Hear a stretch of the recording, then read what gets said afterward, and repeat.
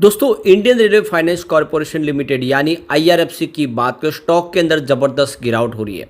अब ये गिरावट सिर्फ आईआरएफसी में नहीं है बल्कि पूरे बाजार में एक तरफ से पूरी बाजार में क्रैश का माहौल बना हुआ है। आप देख सकते हो कि कोई भी इंडेक्स अभी इस समय बचा हुआ नहीं है, हर इंडेक्स में भारी गिरावट है। स्पेशली वो स्टॉक गिर रहे हैं जो बहुत ज़्यादा दौड़े स्मॉल कैप से और मिड कैप से।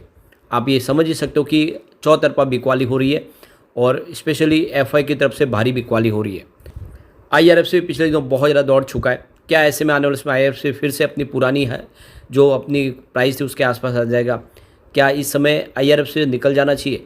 वैसे तो ऊपर के लेवल से स्टॉक बहुत ज़्यादा करेक्ट भी हो चुका है, लोगों को इसमें भारी नुकसान हो रहा है और ऐसे में आगे की क्या रणनीति हो सकती है उसको समझने की कोशिश करेंगे। वैसे क्वार्टर 2 का रिजल्ट आने वाला है, क्या रिजल्ट के पहले एक संभावना निकलने की बनती है या फिर रिजल्ट के बाद यहाँ पे फिर से पॉजिटिव माहौल बनेगा? इन सारी बातों को जानने की कोशिश करेंगे इस वीडियो के माध्यम से। लेकिन फ्रेंड, उससे पहले अगर आप पहली बार हमारे चैनल पे आए तो चैनल को सब्सक्राइब कर दीजिए, एक बेल आइकॉन दबा दीजिए ताकि जब भी नया वीडियो बने पहला नोटिफिकेशन आपको मिले। वीडियो पसंद आए तो लाइक से जरूर कीजिए। चलो फ्रेंड्स, वीडियो स्टार्ट करते हैं। मैं हूँ आपका दोस्त एस.बी. दवे और हमारे अपने चैनल ऑनलाइन कमाई में आपका बहुत बहुत स्वागत है। इस समय लगभग 1 बजे के आसपास का टाइम है।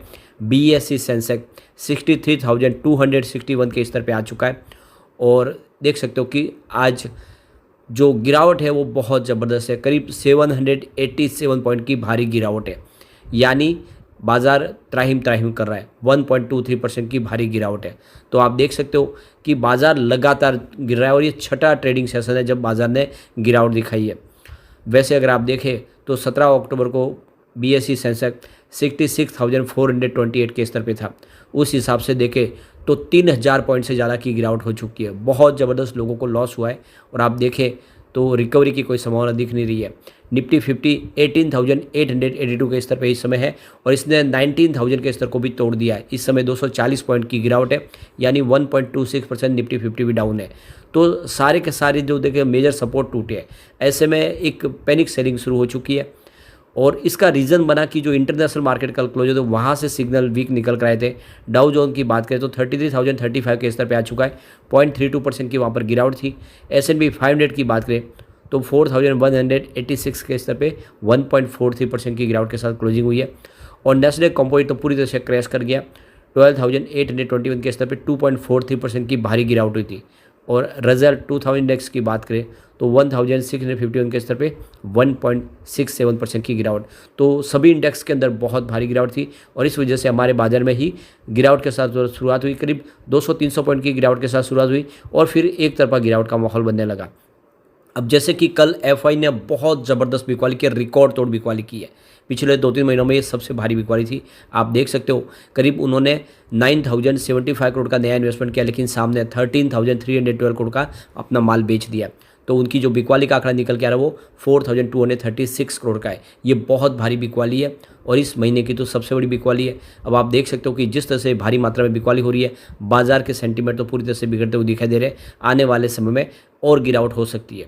अब यहाँ पे अगर हम डीआई की बात करें, हमारे बड़े फंड हाउस के, तो उन्होंने बाजार को संभालने की कोशिश की है। निचले लेवल से उन्होंने खरीदारी की है। देख सकते हो कि 9,638 करोड़ का उन्होंने नया इन्वेस्टमेंट किया, सामने 6,069 करोड़ की बिकवाली की। तो उनकी जो खरीदारी का आंकड़ा है वो 3,569 करोड़ पॉजिटिव है, लेकिन उनकी खरीदारी के सामने बिकवाली ज़्यादा हो रही है एफआई की। और रिटेल इन्वेस्टर तो बहुत ज़्यादा पैनिक कर गए, उनकी तरफ से बिकवाली शुरू हो चुकी है। तो ये जो सारा गिरावट का माहौल बन रहा है, इसके पीछे तो 2-3 बड़ी रीज़न है। इजराइल हमास का जो युद्ध है यह जियोपॉलिटिकल रिस्क को बढ़ा रहा है। इसके चलते पूरा मिडिल ईस्ट यानी जो तेल उत्पादक देश है उसमें झटके की आशंका है। तो ये जिस तरह से युद्ध का मामला आगे बढ़ेगा उससे मिडिल ईस्ट कंट्री का जो प्रॉब्लम है वो आगे बढ़ेगा और क्रूड की जो प्राइस है वो बढ़ सकती है। अगर क्रूड ऑयल महंगा हो गया तो फिर देख सकते हो कि पेट्रोल डीजल की प्राइस बढ़ेगी, जिससे महंगाई बढ़ेगी। तो ये एक सबसे बड़ा रिस्क है इंडिया के लिए भी और दूसरे बाजारों के लिए भी। दूसरी तरफ देखो, अमेरिकी ट्रेजरी यील्ड है उसकी प्राइस, इंटरेस्ट प्राइस बढ़ रही है और ऐसे में लोग जो है अमेरिकी ट्रेजरी यील्ड की तरफ ज़्यादा आकर्षित हो रहे, वहाँ पे निवेश करना पसंद कर रहे। वो अपने 16 साल के हाईएस्ट लेवल पे पहुँचा है। और दूसरी तरफ जो कंपनियों के रिजल्ट आ रहे हैं वो इस समय काफ़ी ज़्यादा रिजल्ट कमज़ोर दिखाई दे रहे हैं, उसका जो नेगेटिव सेंटीमेंट भी तैयार हो रहा है। चीन के प्रॉपर्टी मार्केट में मंदी का झटका भी लगा है, तो वहाँ पे मंदी आ चुकी है। ये सारे रीज़न बाजार के लिए इस समय फेवरेबल नहीं है और इस वजह से बाजार में गिरावट का माहौल बना और बाजार पिछले कई समय से यानी लगभग देखें तो 2-3 सालों से तेज़ी के साथ आगे ही बढ़ा है। बड़ा करेक्शन नहीं आया था, अब एक करेक्शन का इंतजार था। वैसे अगर आप देखें तो पिछले 3-4 महीनों से एफआई बाजार में बिकवाली लगातार कर रहे थे, उनकी तरफ से बाजार में करेक्शन की वो दरकार कर रहे थे। लेकिन अब देखें तो डीआई बाजार को संभाल रहे थे, लेकिन अब डीआई का साथ भी छूटता हुआ दिखाई देगा, क्योंकि गिरावट बढ़ी और उसके साथ में रिटेल इन्वेस्टर भी जुड़ गए। ऐसे में इस बाजार को रोकना मुश्किल है।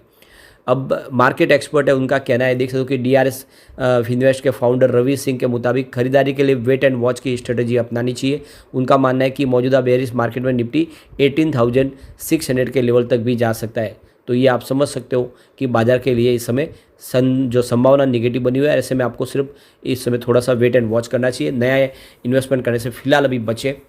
अब देख सकते हो कि बीएससी फाइनेंशियल सर्विस में भी काफ़ी बड़ी गिरावट है। 9,163 के स्तर पे 153 पॉइंट की गिरावट है, 1.65% गिरा है बीएससी फाइनेंशियल सर्विस, और इसका सीधा निगेटिव इफेक्ट आईआरएफसी पे देखने को मिला। देखो कि स्टॉक की शुरुआत 68.90 पर हुई, तो शुरुआत ही निगेटिव हुई क्योंकि क्लोजिंग थी कल की 70.30 के आसपास। इंट्राडे में 69.45 का हाई भी बना, यानी कुछ उस लेवल तक पहुंचा, लेकिन देख सकते हो कि गिरावट दिन भर बनी रही और 65.75 का लो बना दिया। यानी जो हम नहीं सोच रहे थे वो लेवल भी आया। इस समय 66.90 के आसपास है, जहाँ पे 4.84% की बड़ी गिरावट है, यानी लगभग 5% की गिरावट है। तो ये आप देख सकते हो स्टॉक 18 जुलाई को 32 के आसपास था। अब आप देखो 3 महीनों में स्टॉक ने एकदम शानदार प्रदर्शन भी किया। 32 का जो स्टॉक था वो 92 तक पहुँच गया और अब आ गया है 66 पर। तो देख सकते हो कि 32 के लेवल से ये दुगुना नहीं बल्कि आपको 3 गुना रिटर्न दिया था इसने सिर्फ 2-3 महीनों में।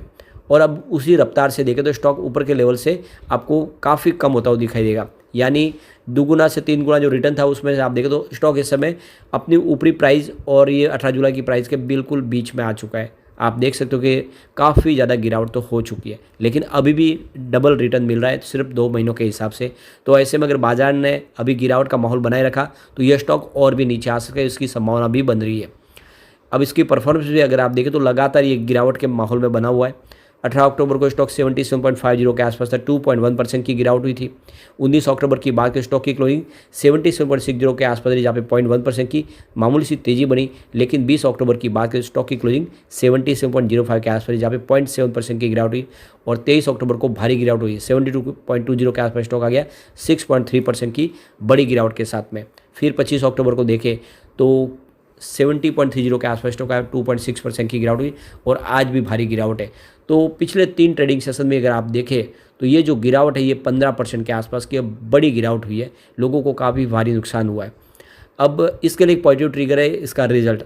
2 नवंबर को कंपनी अपना Q2 का रिजल्ट डिक्लेयर करेगी, साथ में कंपनी डिविडेंड का ऐलान भी करने जा रही है, कंपनी डिविडेंड देगी, तो इससे एक इसको राहत मिल सकती है। लेकिन अभी 2 नवंबर तक का इंतजार करना, उसके पहले अगर बाजार में भारी गिरावट हुई तो हो सकता है स्टॉक और नीचे आए।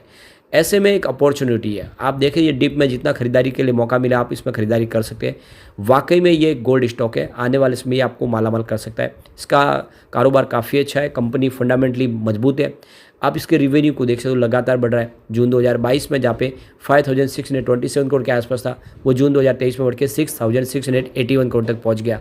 और इसी तरह से अगर हम इसके प्रॉफिट की बात करें तो जून 2022 में जहाँ पे 1,662 करोड़ के आसपास था, वो जून 2023 में 1,057 करोड़ के आसपास है। वैसे कुछ प्रॉफिट कम हुआ, लेकिन क्वार्टर ऑन क्वार्टर बेसिस पे बढ़ा है। पिछले क्वार्टर में ये मतलब मार्च में 1,328 करोड़ के आसपास था। अगर हम इसको सालाना आधार पर देखें तो आपको लगातार रेवेन्यू प्रॉफिट बढ़ता हुआ दिखाई देगा, जहाँ पे देखो कि 2019 में 11,134 करोड़ के आसपास रेवेन्यू था, वो 2023 में बढ़ के 23,933 करोड़ तक पहुंच गया, लगभग डबल हुआ है।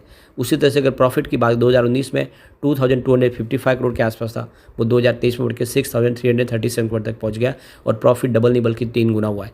और ये आंकड़े उत्साहवर्धक है। ऐसे में अगर आप लॉन्ग टर्म इन्वेस्टर है तो ये अच्छा मौका है, थोड़ा थोड़ा खरीदारी शुरू करें, एक साथ एग्रेसिव खरीदारी बिल्कुल ना करें। बाजार में अभी और गिरावट हो सकती है और अगर गिरावट होगी तो ये स्टॉक और नीचे भी आ सकता है, इसलिए थोड़ी थोड़ी खरीदारी शुरू कर सकते हैं, एक साथ में खरीदारी न करें। लेकिन ये एक लंबी रेस का घोड़ा, आने वाले समय डेफिनेटली आपको मालामाल कर सकता है। लेकिन फ्रेंड, कोई भी इन्वेस्टमेंट करने से पहले अपने फाइनेंशियल एडवाइजर से बारे ले ले या अपना खुद का रिसर्च करें, क्योंकि मैंने वीडियो आपके एजुकेशनल पर्पज़ के लिए ही बनाया। वीडियो पसंद आए तो लाइक से जो कीजिए और चैनल को सब्सक्राइब कर दीजिए। Thank you friend.